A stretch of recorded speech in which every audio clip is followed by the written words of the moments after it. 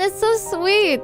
And just thinking back on it, I remember thinking it's like, you know, chats, even though like the only thing you can do is improve your future, but you can never change your past, right? And childhood is such an important thing. I'll be honest, okay, every single time I see any donation in whatever amount, I think about this one kid that I used to take care of in the orphanage.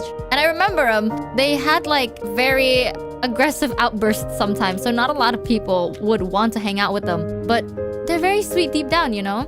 And I just want like... This might sound crazy a little, but I kind of wish that... Obviously not all kids can feel this way, sadly, but even if we just change one kid's childhood, that'd be great. You know, like I want them to grow up being like, oh, when I was a kid, I would go play here and I tried this, I tried that, I saw this. Like, childhood is such an important thing.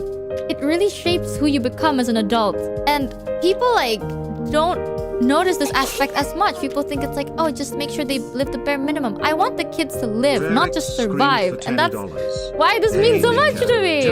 I've always thought, every time like I do stuff like this, I'm like, man, I want this money to be used like in hopes that one day these kids are gonna grow up and be like, oh yeah, I lived life. Like I didn't just like, oh, I barely made it through. Like I actually enjoyed a good chunk. Like I enjoyed my childhood, I enjoyed my life. I know how grandma's gonna react, chat. She's gonna be like, no, I can't take this money. Like this needs to go to this charity. And I'm like, no, this is for you. And I know she's gonna be like, no way. There's already so much money and you're still giving me money. No way. She's so goofy. I don't know, chat. She taught me a lot.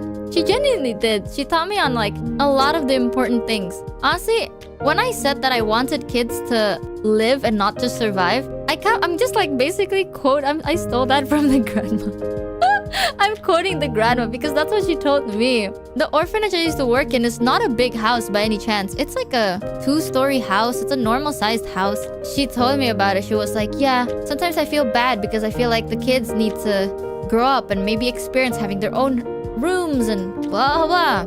And she said, she was like, my goal is these kids, they grow up learning what, you know, how to live and not just to survive. And I was like, damn. And honestly, chat, it's those kind of things that are like set at like the right things at the right time. Because at that time, chat, my mentality was so like beelined, right? Because at that time when I volunteered, I was very swamped. Like I had school, I had extra classes, I had a part-time job, and I still had to take care of like the household. So my mentality is always like scheduled. My mentality was so focused. Everything was just numbers and goals. So when she said that, it kind of made me realize like sometimes we need to sit down and just breathe a little. You know, and I'm saying this for you guys too. I don't know if any one of you need to hear this, chat, but yeah, I say it a lot where it's like, chat, it's better to cry in an expensive car than cry in no car. But sometimes you kind of have to stop and just enjoy life for a little. You know, kind of really, really appreciate what you have going on for you. And maybe some of you have gone through stuff in the past and you can't change that. I'm so sorry, but you can stop the cycle, right? The future can be better. Every time I see like more donations, I think about it and I get really excited. I get really excited just to be like, man, they're gonna be okay. Like these kids are gonna be okay.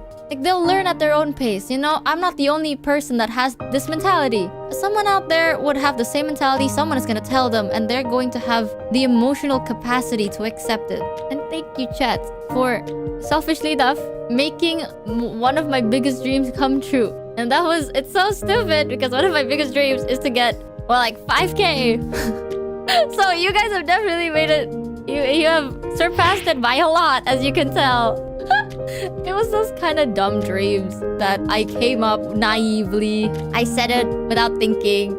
I didn't really think we'd do it. But thanks to every single one of you, I can finally say that I did it. We did it.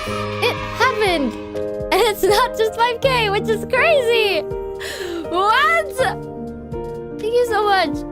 I believe that my country is always like, it's gonna get better, right? In the future, everything will get better. I have a lot of faith because there's so much kind people that are willing to support our future generations. Thank you so much. And please don't say that $3 or $1 is a little dodo, chat. I used to eat with $1 a day, okay? And I was an adult at that time. So, chat, $1's a lot. I know that my community is so nice deep down. They just like to bully me and only me. I don't know. Maybe that's a compliment. I'm trying to make a joke right now. But I know that you guys are kind and generous, but I did not think this much at all. Oh my god. Just let me say this. Don't even be like, no, Mika, you're not selfish. But just let me say it. Thank you, chat, for letting me be selfish this one time. I don't usually like, you know, milk donations and stuff. And this is for a cause that is mostly personal. So thank you for letting me be a little selfish for the past 60 hours. I hope it wasn't that horrible to deal with. Thank you. Chat, I don't want to cry.